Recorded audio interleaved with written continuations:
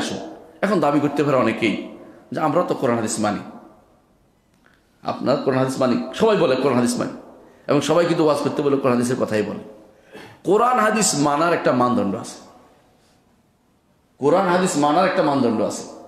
সেটা হচ্ছে কোরআন হাদিস আমাকে মানতে হবে মুহাম্মদ রাসূলুল্লাহ সাল্লাল্লাহু আলাইহি ওয়াসাল্লামের সাহাবীরা যেই ভাবে মানতে বলছে সেভাবে মানতে হবে। আপনি কোরআন হাদিস আপনার মন মতো বুঝলে হবে না, আপনার মন মতো বুঝলে হবে না। দেখুন বেরলভী ফেরকার লোকেরা আছে না, বেরলভী শুনছেন না, নাম বলতে চাচ্ছি না, বুঝেন হয়তো, নাম সাধারণত বলি না, বলেই বললাম। বেরলভী ফেরকার লোকেরা তারা কোরআন মানে না, মানে হাদিস মানে কিনা, মানে। এইভাবে যারা যত দলগুলি বেরোচ্ছে সবগুলি পদভ্রষ্ট দলগুলি এখন দল নাম দেওয়া উচিত। দল মানে পদভ্রষ্টতা, দলীয় সংকীর্ণতার ঊর্ধ্বে উঠে দিনকে প্রচার করতে হবে। সংঘবদ্ধ থাকার কোনো গুণা নেই, সমস্যা নেই, কিন্তু দলীয় ঐক্যময় হয়ে যায় যখন মানুষ একে অপরের ঘৃণা করতে শিখে বিনা কারণে। আমার নেতৃত্ব আমার কর্তৃত্ব চলবে, তোমার নেতৃত্ব তোমার কর্তৃত্ব চলবে না, আমি যেটা বলে এটা শুনতে হবে, আমার কথা আসো, আমার এটা করো, আমার ওইটা করো, যখন এরকম চলে আসবে তখন এটা হচ্ছে পদভ্রষ্টতা, পথ রচনা হয়ে যাবে। কারণ একজনের নিরঙ্কুশ ইয়া পাবে, আনুগত্য পাবে, তিনি হচ্ছেন মুহাম্মদ রাসূলুল্লাহ সাল্লাল্লাহু আলাইহি ওয়াসাল্লাম। ইমাম মালিক রাহমাতুল্লাহ আলাইহি বলেছিলেন কুল্লুন ইউখাযু মিন কাওলি ওয়া ইউরাদু ইল্লা সাহিব হাদাল কবর। এই কবরবাসী ব্যতীত প্রত্যেকের কথা ছাড়া যাবে, নেওয়া যাবে। ভুল হইলে বলতে হবে না ভুল, কিন্তু একমাত্র মুহাম্মদ রাসূলুল্লাহ সাল্লাল্লাহু আলাইহি ওয়াসাল্লামের এই কথা বলা যাবে না। তিনি যা নিয়ে এসেছেন তা নিতেই হবে। তাহলে এরা কিন্তু মানে মুখে বলে যে আমরা কোরআন হাদিস মানি, তাই না? কিন্তু আপনি যখন দেখবেন হাদিসে মানার ক্ষেত্রে তারা কি সমস্যা বলে জানেন? যত বানোয়াট হাদিস তাদের মাথার ভিতরে, প্রথম। দ্বিতীয়ত বানোয়াট হাদিস না, দুর্বল হাদিস। 3 নম্বর হচ্ছে হাদিসের অপব্যাখ্যা, নিজের মতো করে ব্যাখ্যা। কোরআনে আসলে বলবে যে কোরআনে কারীম তো আমরা মানি, কিন্তু সমস্যাগুলো জানেন, কোরআনে কারীমের ব্যাখ্যা বললে অপব্যাখ্যা করবে। এমন গরীব জিনিস নিয়ে আসবে পৃথিবীর কেউ কোনোদিন বলে নাই, এমন তাফসীর করে ফেলবে। কাদ জাআকুম মিনাল্লাহি নূরুন ওয়া কিতাবুম মুবিন, আয়াত আছে না কোরআন কারীম। এটা কি দলিল দিয়ে জানেন? রাসূল নূরের তৈরি। কিন্তু এর পরে দেখেন না, ইয়াহদি বিহিল্লাহু মান ইত্তাবা রিদওয়ানু সুবুলাস সালাম, তাই না? আল্লাহ তো হচ্ছে এর দ্বারা আল্লাহ হেদায়েত দেন। এখন কি নূর দিয়ে হেদায়েত দেন রাসূল দিয়ে? তো আপনি এটা দিয়ে উল্টাপাল্টা করছেন কি জন্য? এর আগে কাদ জাআকুম মিনাল্লাহি নূরুন ওয়া কিতাব আছে, কিতাব দিয়ে হেদায়েত দেয় না? তো আরেক নাম হইতে পারে কিতাবের, অথবা রাসূল হতে পারে। এই নূর তো আল্লাহ তাআলা তাওরাতকেও নূর বলেছে, ইন্না আনজালনাত তাওরাতা ফিহা হুদা ওয়া নূর। তাওরাত কি আলো দেয় না? কি আলো দেয়? হেদায়েতের আলো দেয়। এটা এই নয় যে বিকিরণ করে, কিছু না। কিন্তু এরা অপব্যাখ্যা মনে থাকলে কি করবে? কোরআনের বিকৃত ব্যাখ্যা উপস্থাপন করবে। আরে ওরা নয়, শুধু খুদ কাদিয়ানীরাও কিন্তু কোরআন মানে, জানেন? কাদিয়ানীরাও কোরআন দিয়ে দলিল দেয়, হাদিস মানে না। কোরআন দিয়ে কিভাবে দলিল দেয়? কোরআন দিয়ে দলিল দিচ্ছে অবিল আখিরাত হুম ইউকিনুন, আখিরাতের উপর বিশ্বাসী। বলছে আখিরাত বলতে বুঝাইছে সর্বশেষ রেসালত, অর্থাৎ কাদিয়ানীর রেসালত, নাউজুবিল্লাহ। এটা তার বিষয়, মানে সে কোরআনকে অবজ্ঞা করেছে তার মতো করে। ইয়াতি ইবাদ ইসমু আহমদ, ঈসা আলাইহিস সালাম বলছেন আমার পর একজন নবী আসবে, তার নাম হবে আহমদ। কইতে এই যা কাদিয়ানী আহমদ গোলাম কাদ্দাব আহমদের কথা বলছে, নাউজুবিল্লাহ। অথচ রাসূলুল্লাহ সাল্লাল্লাহু আলাইহি ওয়াসাল্লাম বলেছেন ইন্নালি খামসাতু আসমা, আমার 5টি নাম আছে। আনা মুহাম্মদ, আনা আহমদ, আনাল মাহি, আনাল আকিব, আনাল হাশির। রাসূল 5টি নাম বলেছেন যে আমার 5টি নাম রয়েছে। এর মধ্যে আনা মুহাম্মদ এবং আহমদ তার নাম রাসূলুল্লাহ সাল্লাল্লাহু আলাইহি ওয়াসাল্লাম, এবং তার আহমদ নামটা বিখ্যাত ছিল, কোরআনে আল্লাহ তাআলা উল্লেখ করে দিয়েছেন। তাহলে এইখানে এই নামটি নিয়ে তা হওয়ার সুযোগ নাই, কিন্তু করছে কেন? তার মনের ভিতরে হাওয়া ঢুকছে, তাই এটা করবেই। কিন্তু তারা কোরআন মানা দাবি করছে। আবার দেখেন কোরআনী ফেরকা আছে না, ওরাও কিন্তু কোরআন মানা দাবি করতেছে, বলে যে আমরা কোরআন মানি। আচ্ছা কোরআন মানো তো কিভাবে? কোরআনে বলছে যে নাযালনা আলাইকাল কিতাব তিবয়ানান লিকুল্লি শাই, আপনার কাছে কোরআন নাজিল করেছি সব কিছুকে প্রকাশ করে দিই। তিবয়ানান লিকুল্লি শাই, সব কিছু প্রকাশ করে দেবে কোরআন মানে। আচ্ছা, তো ওই অংশ মানেন যেখানে আল্লাহ তাআলা বলছে আতিউল্লাহ আতিউর রাসূলুল্লাহ উলি আমরি মিনকুম বলছে, কয়দিন রসুলকে মানি, এবার চুপচাপ। কোথায় মানেন?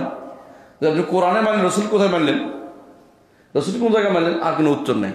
এর অর্থ হচ্ছে এটাও পথভ্রষ্টদের একটা কাজ, যারা এরকম দাবি করে। যদি সত্যিকার অর্থে কেউ হেদায়েত পেতে হয় তাহলে অবশ্যই তাকে ইন্না খায়রাল হাদিসি কিতাবুল্লাহ খায়রুল হাদি হাদি মুহাম্মদ সাল্লাল্লাহু আলাইহি ওয়াসাল্লাম বলছেন না, রাসূলুল্লাহ সাল্লাল্লাহু আলাইহি ওয়াসাল্লাম কেন বারবার স্মরণ করে দিতেন? সেটা হচ্ছে তাকে অবশ্যই কোরআন সুন্নাহ মানতে হবে। তবে শর্ত হচ্ছে একটা, এটা হচ্ছে আলা ফাহমি সালাফিল উম্মাহ, উম্মতের সালফে সালেহিন যেভাবে বুঝছে সেভাবে বুঝতে হবে। আপনার কোনো বুঝ দিয়ে কাজ হবে না, আপনি সারাদিন বুঝেন এটা কোনো কাজ হবে না। বেশিরভাগ মানুষ এই পথভ্রষ্ট হয়েছে এই ফিল্ডে যখনই তারা এই বুঝ থেকে দূরে সরে গেছে, অর্থাৎ সালফে সালেহিন বুঝ থেকে। দেখুন মুতাজিলারা, কত সুন্দর নাম তাদের, জানেন? তাদের নাম হচ্ছে আসহাবুল আদল ওয়াত তাওহীদ। কি সুন্দর নাম! হ্যাঁ, বাংলাদেশে তো এখন হিজবুত তাওহীদ একটা বেরিয়েছে। এর চেয়ে বড় ফেতনা বোধ আল্লাহ দুনিয়া তার আসেনি এখন পর্যন্ত, আমার বাংলাদেশের জন্য। এটা বড় ফেতনা কেন জানেন?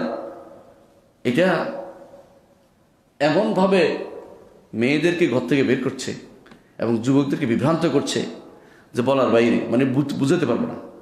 এরা এলাকা পর এলাকা নষ্ট করে দিচ্ছে হিজবুত তাওহীদ। নেত্রকোনাতে একটা বিরাট এলাকায় হিজবুত তাওহীদ দখলে চলে গেছে। এমনকি আমি আলোচনা করতেছিলাম, দেখলাম যে এই হিজবুত তাওহীদ লোকেরা ঢাকার ভিতরে বিভিন্ন জায়গাতে তার প্রোগ্রাম করে বড় বড়, অথচ এরা কিন্তু সবচেয়ে বেশি পথভ্রষ্ট এই কারণে তারা নিজের মন মতো ব্যাখ্যা করছে, সব নিজের মন মতো ব্যাখ্যা করে। এদের কাছে কোনো তাফসীর গ্রহণযোগ্য হচ্ছে না, পূর্ববর্তী তাফসীর তারা মানে না, নিজের মন মতো ব্যাখ্যা করে। একজন আমাকে বলতেছে যে ওদের একজন আমার দার্সের পরে আসছে, একদিন ধরছে আমাদের বলতেছে যে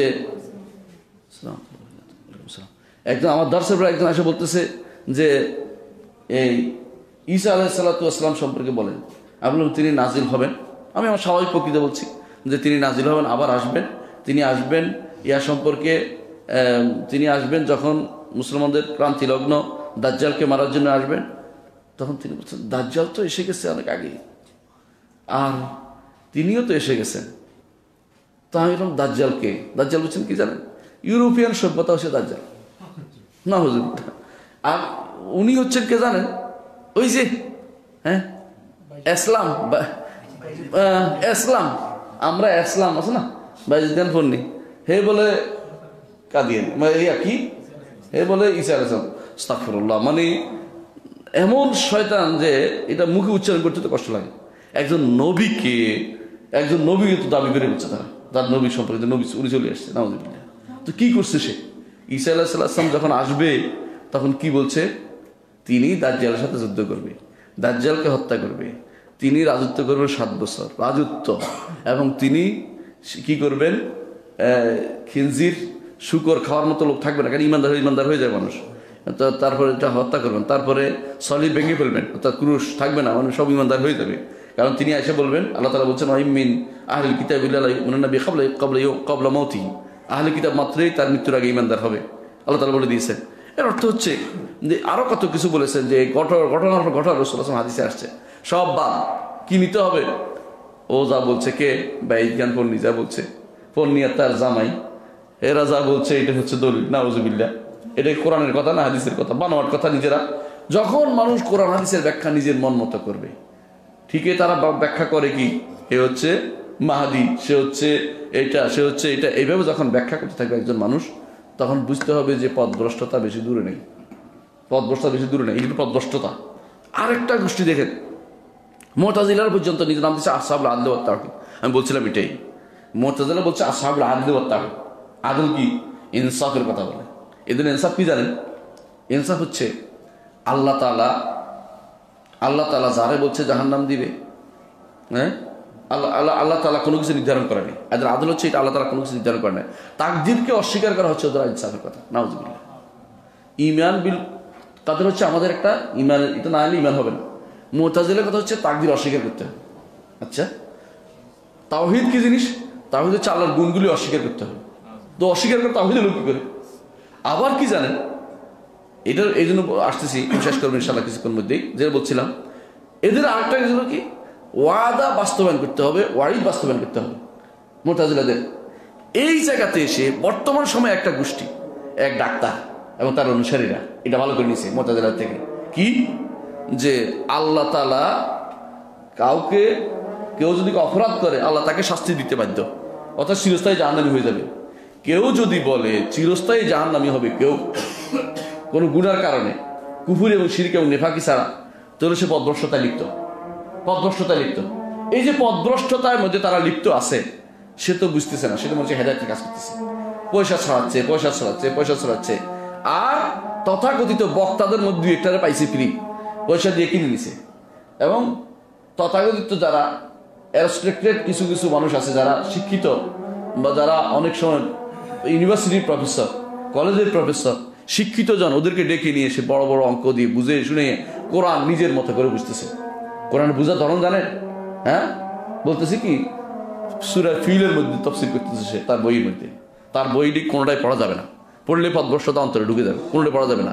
সেইগুলি সূরা ফিলের তাফসীর করতে কি জানেন? যে তারমিহিম বিহিজারাতিন মিন সিজিল, এর অর্থ হচ্ছে রকেট লাঞ্চার ওইটা মারতেছে। হ্যাঁ, মানে এরকম তাফসীর বা নতুন কোথায় পুরাতন তাফসীর পড়বে কেন? যারা উম্মতের পরের যারা আসছে, যদি সালাফুল উম্মার সাথে তাদের সম্পর্ক না থাকে, তো সে পথভ্রষ্ট হবেই হবে, কোনো সন্দেহ নেই। দেখুন, যারাই চেয়েছে উম্মতের মধ্যে পথভ্রষ্ট তৈরি করে, তারা প্রথম হাতিয়ার এটা কি? প্রথম হাতিয়ার হচ্ছে এটা যে তাদের চেষ্টা করেছে এই উম্মতের আগের লোকদের সাথে সম্পর্কটা কাটা করে দিতে। শিয়ারা প্রথম এটা করেছে। এই জন্য তারা দেখেছে উম্মতের মধ্যে সবচেয়ে ভালো লোক, যদি যে কেউ জিজ্ঞাসা করে মুসা আলাইহিস সালামের সাথে সবচেয়ে ভালো লোক কারা, বলে তার সাথে যারা ছিল তারা, তাই না? ঈসা আলাইহিস সালামের সাথে কারা যারা ছিল, সবচেয়ে হাওয়ারিরা সবচেয়ে ভালো মানুষ। অথচ শিয়ারা সালাকি করে কি করছে, বলছে উম্মতের মধ্যে 5 জন ছাড়া অথবা 10 জন ছাড়া, মতান্তর ওদের, কেউ 2 মত আছে, 10 জন ছাড়া আর সমস্ত সাহাবীরা কাফের, নাউজুবিল্লাহ। এর অর্থ কি জানেন? সাহাবীদের হাতে কোরআন লেখা হয়েছে, কোরআন আর গ্রহণযোগ্যতা হারাইছে। এরা বলে হাদিস, রাসূলুল্লাহ সাল্লাল্লাহু আলাইহি ওয়াসাল্লাম হাদিস কার মুখ দিয়ে আসছে? সাহাবা একরাম হাদিস। এই জন্য হাদিস তাদের মানেই না একটা। আমাদের বুখারী, মুসলিম, আবু দাউদ, তিরমিজি, নাসাই, ইবনে মাজাহ একটা হাদিসে মানে না। মানবে আপনার বিরুদ্ধে লাগানোর জন্য, আপনার বিরুদ্ধে ব্যবহার করবে, ওরা মানে না।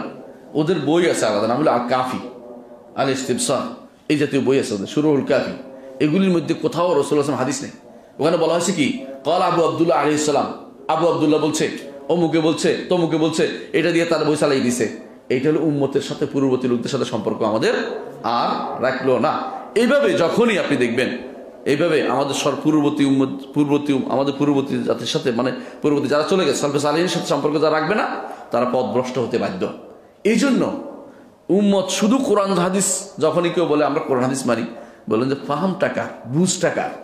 তোমার বুঝটা যদি হেদায়েতপ্রাপ্ত হইতে হয়, মাইয়াহদিল্লাহু ফাহুয়াল মুহতাদ, আল্লাহ হেদায়েত পাইতে হলে তোমাকে সালফে সালিহিন নীতি অনুসরণ করতে হবে। তুমি কোরআন হাদিসের ব্যাখ্যা মন গড়া দিতে পারবে না, তোমাকে অবশ্যই পূর্ববর্তীদের ব্যাখ্যা নিয়ে আসতে হবে, এবং সেটা হতে হবে একদম খাঁটি সালফে সালেহিনের। এর বাইরে পরবর্তীতে এসে কেউ ব্যাখ্যা একটা বের করে দিলে নেওয়া হবে না। পরবর্তী কাদের রাসূলুল্লাহ সাল্লাল্লাহু আলাইহি ওয়াসাল্লাম যাদের সম্পর্কে বলেছেন, সুম্মা ইয়াফশুল কাযিব, 3 যুগের পরে মিথ্যা প্রসার লাভ করবে। 3 যুগের পরে সাহাবায়ে কেরাম সবাই আদুল, সবার কথা গ্রহণ করা যাবে। তাবেঈনদের মধ্যে কেউ আছে আদুল, গ্রহণ করা হবে, কারো কথা গ্রহণ করা হবে না। এর 2 দল আছে। কারণ তাবেঈনদের মধ্যে সেকা আছে, গায়রে সেকা আছে, অর্থাৎ নির্ভরযোগ্য আছে, অনির্ভরযোগ্য আছে। কারণ তারা রাসূলুল্লাহ সাল্লাল্লাহু আলাইহি ওয়াসাল্লামকে দেখে নেন। সাহাবায়ে কেরাম সবাই মানে উত্তীর্ণ। তাবেঈনদের মধ্যে যারা সাহাবীদের অনুসরণ করবে তারা মানে উত্তীর্ণ, যারা সাহাবীদের অনুসরণ করে নাই তারা মানে পড়ে গেছে। যদি তাবেঈনরা যারা সাহাবী দেখার পরেও মান উত্তীর্ণ হতে পারে নাই, কেন? সাহাবীদের অনুসরণ না করার কারণে। যেভাবে সেইভাবে যদি এখনো যদি কোনো কেউ যদি সাহাবীদেরকে অনুসরণ না করে, সেও মান থেকে পড়ে যাবে। এই জন্য দেখেন কোরআনে কারীম আল্লাহ তাআলা সুবহানাল্লাহ একটা গুরুত্বপূর্ণ একটা হেদায়েত দিয়েছেন সূরা বাকারার মধ্যে, বলতেছেন ফাইন আমানু বিমিসলি মা আমানতুম বিহি, যদি তারা ঈমান আনে, এই মানুষগুলো যদি ঈমান আনে, বিমিসলি মা আমানতুম বিহি, হুবহু, মিসল নাহও বলে নাই, শিবহু বলে নাই, হ্যাঁ, হুবহু তোমরা যেভাবে ঈমান আনছো এইভাবে ঈমান আনে, ফাঁকা দিক তাদের তোলে হেদায়েত প্রাপ্ত হবে। খেয়াল করছেন? আপনার আমার হেদায়েত আনতে হলে, হেদায়েতে আসতে হলে ঠিক সাহাবায়ে কেরাম যেইভাবে ঈমান আনছে সেভাবে আপনাকে ঈমান আনতে হবে। তারা কোনোদিন কোনো বিষয়ে, আকীদার কোনো বিষয়ে তাদের মধ্যে মতভেদ পরিলক্ষিত হয়নি। মৌলিক আকীদার মধ্যে 2-1টা মাসালা যেটা ছিল, এটা ছিল তাদের ইজতিহাদি বিষয়, এই জন্য তারা বলেছে। কিন্তু আকীদার ক্ষেত্রে তাদের কোনো মতভেদ ছিল না। এর অর্থ হচ্ছে ওই জায়গায় মতভেদ করাই যাবে না।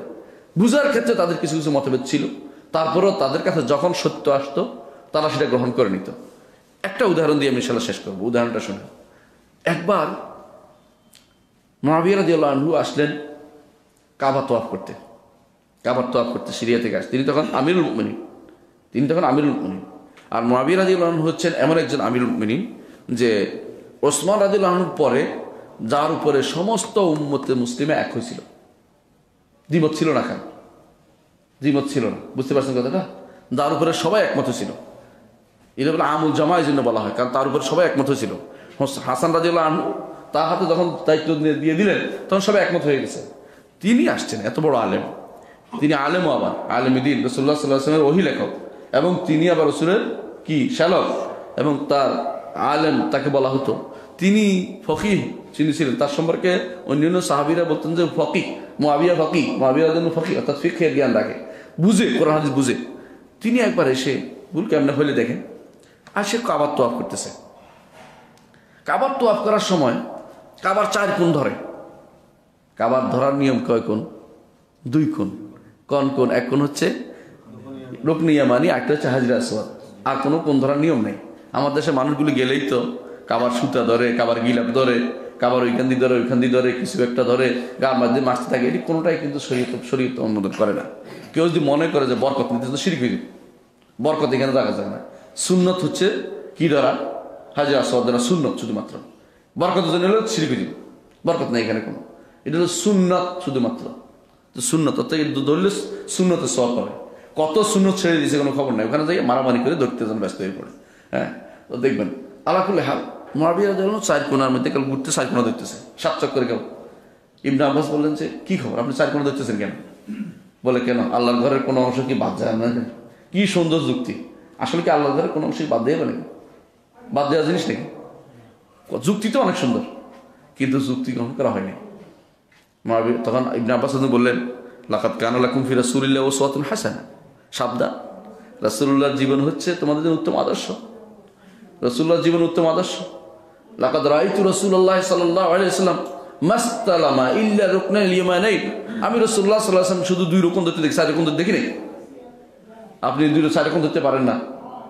এই কথা বলার পরে মুআবিয়া রাদিয়াল্লাহু আনহু বলে, যাহা ঠিক বলেছো, এই কেউ তো 4 রকম ধরবে না। নিজে ফিরে আসছে একজন ফকিহ হইয়া, উম্মতের মধ্যে সবচেয়ে লিডার হইয়া, নেতা হইয়া, যিনি খলিফাতুল মুসলিমিন, সবচেয়ে ক্ষমতার অধিকারী তখন বিশ্বের মধ্যে, তখন তিনি ফিরে আসছেন কোথায়? যে রাসূলুল্লাহ সাল্লাল্লাহু আলাইহি ওয়াসাল্লামের কথা দিয়ে ফিরে আসতে হবে। কিন্তু আপনার আমার না, একটা ভুল করছি তো করতেই থাকবো, দলিল খুঁজতেই থাকবো। হ্যাঁ, কি করে জানেন? আগে ভুল করে পরে দলিল খুঁজে। আমাদের সমাজে এটা বহুত আছে, দেখবেন একটা কাজ করে যাচ্ছে তো এটা করবে ওইটা করবে, কেউ কেউ তো জাহিলি সমাজ বানাচ্ছে বসে বসে আমাদেরকে। এরপর জাহিলি সমাজের দলিল খুঁজতেছে, এবারে আমাদের যারা ওদের সাথে চললে জাহিলি বানাই করতেছে। এরপরে এক একজনে কেউ হাত বাম দিকে ডান দিকে দিয়া লোকদেরকে টানতেছে, এটা তো বুঝেন।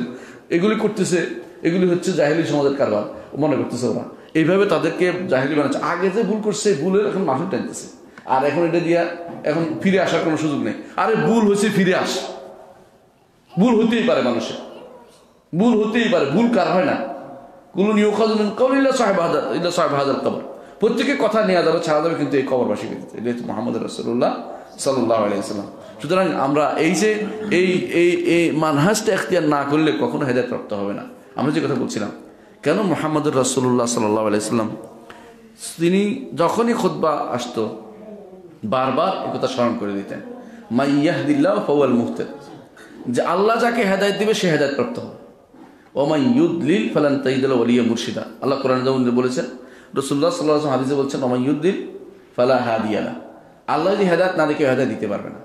এই জন্য হেদায়েতের জন্য আপনাকে ঐকান্তিক প্রচেষ্টা চালাতে হবে, আর হেদায়েতের জায়গাটা খুঁজতে হবে। হেদায়েতের জায়গা বুঝছেন তো? হেদায়েতের জায়গার জন্য এমন অবস্থা হয়েছে এখন, কি জানেন? বড় বড় সমাবেশ, বড় বড় সমাবেশ। কেন জানেন? যে হেদায়েতের খুঁজতে জানো, কি জন্য জানো? আর কোনো তো কারণ নেই। আচ্ছা, হেদায়েতের জায়গা ওইটা নয়, কিন্তু হেদায়েতের জায়গা কোথায়? আল্লাহ তাআলা বলছেন, মান ইয়াহদিল্লাহু ফাহুয়াল মুহতাদি। আল্লাহর কাছে হেদায়েত চাইতে হবে, কোরআন এবং হাদিস পড়তে হবে, সলফে সালেহিনের জীবনী জানতে হবে, এবং তাদের তাফসীর, তাদের ব্যাখ্যা নিতে হবে। তাদের ব্যাখ্যার বাইরে নিজের মন গড়া কোনো ব্যাখ্যা যদি কেউ গ্রহণ করে, তাহলে সেটা কোনো হেদায়েতের পথ দেখাবে না কোনোদিন।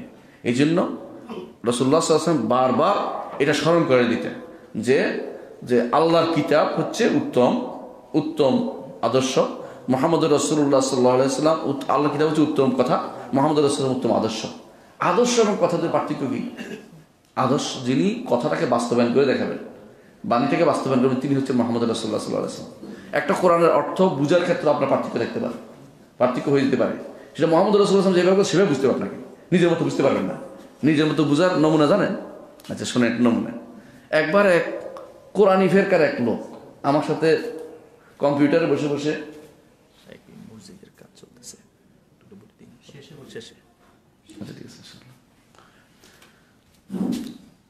কোরআনী ফেরকার এক লোকে আমার সাথে ওই ইন্টারনেটে আসছে। তো আমি তাকে বললাম যে আপনি সালাত কিভাবে আদায় করেন? আল্লাহ বলছে আকিমুস সালাহ, আমরা সালাত কিভাবে আদায় করেন? তো বলতেছে যে কেন? আল্লাহ বলছে ওয়ারকাউ ওয়াসজুদু, দুইটাও করি, রুকু সাজদাও করি। আর রুকু কাকে বলে? বাঁকা হওয়ার নাম, বাঁকা হন শুধু। সাজদা তো ঝুঁকের নাম, ঝুঁকে শুধু। বলতেছে না, আমাদের তো একটা মজলিস আছে। এবার দেখেন সুন্নাহ থেকে দূরে সরে কেমন।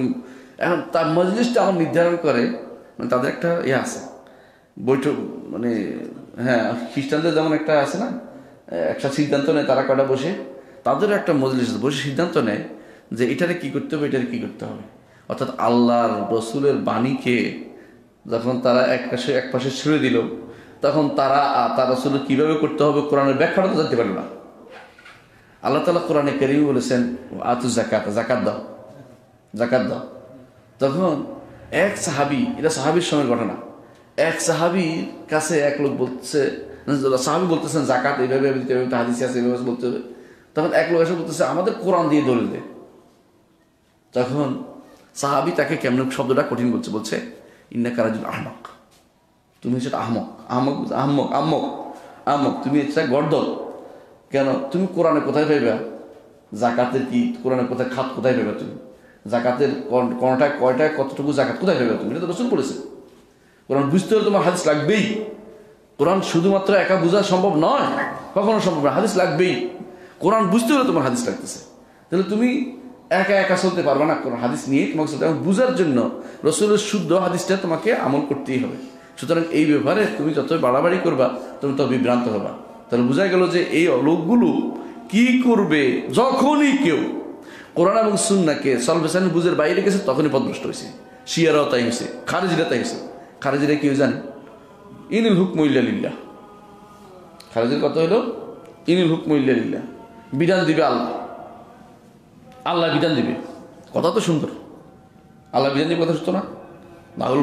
আল্লাহ খালক ওয়াল আমরু, বিধান দেওয়ার মালিক আল্লাহ, কোনো সন্দেহ নেই। কিন্তু কালিমাতু হাক্কিন উরিদা বিহাল বাতিল, হক কথা কিন্তু বাতিল উদ্দেশ্য নিয়েছে। হক কথা কেন বাতিল উদ্দেশ্য নিয়ে জানেন? তারা উদ্দেশ্য হইল যে ইয়ার যুদ্ধ, জামালের যুদ্ধ বা সিফিনের যুদ্ধ, এখানে তো যারা হেরে গেছে ওদেরকে গনিমত হিসেবে আমাদের দেওয়া হলো না কেন? গনিমতের মাল দেওয়া হলো না কেন? আলিয়া জন্য যতই বলেন যে মুসলমান যুদ্ধ হলে গনিমত হয় না, মুসলিমরা হানাহানি এটা মারামারি, এটা গনিমত হয় না। এটা কি হয়? এটা ইসলাহ করতে হয়, যুদ্ধ করে এখানে ঠান্ডা করতে হয় সবকিছু। এখানে যুদ্ধ তো হয়ে যায়, যুদ্ধ না হলে তো আলহামদুলিল্লাহ, যুদ্ধ হইলেও যারা বিদ্রোহী তাদেরকে ঠান্ডা করতে আল্লাহ কোরআনে ফাকাতুল্লাতি তাবগি হাত্তা তাফিয়া ইলা আমরিল্লাহ, ঐক্যের দিকে বলে, আল্লাহ আমরের দিকে আসতে বলেছে। হাত্তা তাফিয়া ইলা আমরি, আল্লাহ আমরের দিকে যেন একসাথ হয়, একমত হয় আল্লাহর নির্দেশে। তো এখানে তো এটা আসবে না, ওটা বুঝে না। তখন আব্দুল্লাহ ইবনে আব্বাস রাদিয়াল্লাহু আনহু পাঠাইছে যে তুমি যা কিছু বুঝো।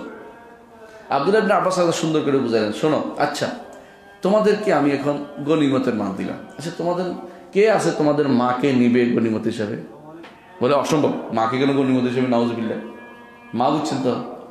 আয়েশা রাদিয়াল্লাহু আনহা, মানে আয়েশা রাদিয়াল্লাহু আনহাকে কে নিবে? নাউজুবিল্লাহ, আমরা এটা খুব বলিনি। তুই কথা একটাই তো হইল, মুসলিমরা হানাহানি, মুসলিমদের মারামারি হলে কখনো সেখানে কি হয় না, গনিমতের প্রশ্ন আসে না। তোমরা তো বোকামি করতেছ। 1/3 ফিরে চলে আসছে, একটা করে তিনি উত্তর দিয়েছেন। তো এদের কি সমস্যা ছিল? বুঝে ভুল করেছে। কোথায়? কোরআনে কারিমে এবং রাসূল সাল্লাল্লাহু আলাইহি ওয়াসাল্লামের হাদিসকে বুঝতে ভুল করেছে। এই জিনিসটাই বেশি আজ প্রত্যেকটি ফেরকা যারা হয়েছে, দল যারা হয়েছে, প্রত্যেকটি গোষ্ঠীভুক্ত যারা হয়ে গেছে ইসলামের থেকে, বেশিরভাগই যখনই সালফে বুঝ থেকে নিজের বুঝটাকে প্রাধান্য দিয়েছে তখনই পথভ্রষ্ট হয়েছে। এই জন্য আল্লাহর বাণী হচ্ছে সবচেয়ে সত্য, আর মুহাম্মদ রাসূলুল্লাহ সাল্লাল্লাহু আলাইহি ওয়াসাল্লাম আদর্শ হচ্ছে সবচেয়ে উত্তম আদর্শ। এই আদর্শের বাইরে আজ আমাদের সমাজে যারা আসছে সব বিভ্রান্ত হচ্ছে।